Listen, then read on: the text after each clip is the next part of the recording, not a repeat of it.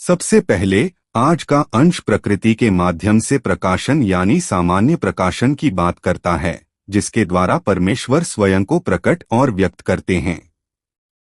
आज के अंश भजन संहिता 19 पद 1 से 4 में कहा गया है। आकाश ईश्वर की महिमा वर्णन कर रहा है और आकाशमंडल उसकी हस्तकला को प्रकट कर रहा है। दिन से दिन बातें करता है और रात को रात ज्ञान सिखाती है।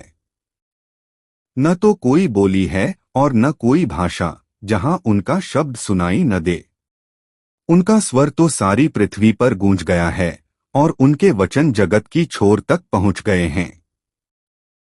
आकाश ईश्वर की महिमा वर्णन कर रहा है और आकाशमंडल उसकी हस्तकला को प्रकट कर रहा है। यहाँ आकाश और आकाशमंडल दोनों उसी आकाश को संदर्भित करते हैं, लेकिन वे एक मेटोनिमिक अभिव्यक्ति हैं जो परमेश्वर द्वारा बनाए गए संपूर्ण ब्रह्मांड और सृष्टि का प्रतिनिधित्व करते हैं। उदाहरण के लिए वे सूर्य, चंद्रमा और सितारों का प्रतिनिधित्व करते हैं जो आकाश में हैं, और खेतों में घास, पेड़ और जानवरों का भी। यह कहा जा सकता है कि वे इन सभी चीजों का प्रतिनिधित्व करते हैं, अर्थात ये सभी चीजें परमेश्वर की महिमा का वर्णन करती हैं और उनके हाथों के काम को प्रकट करती हैं। दूसरे शब्दों में, यह दुनिया, यह संपूर्ण ब्रह्मांड और सृष्टि परमेश्वर द्वारा बनाए गए प्राणी हैं, और ये सभी चीजें इस बात की गवाही देती हैं कि परमेश्वर मौजूद हैं, और साथ ही परमेश्वर की शक्ति, अधिकार, बुद्धि और महानता आदि को भी ज्ञात और प्रचारित करती हैं। यह सही है।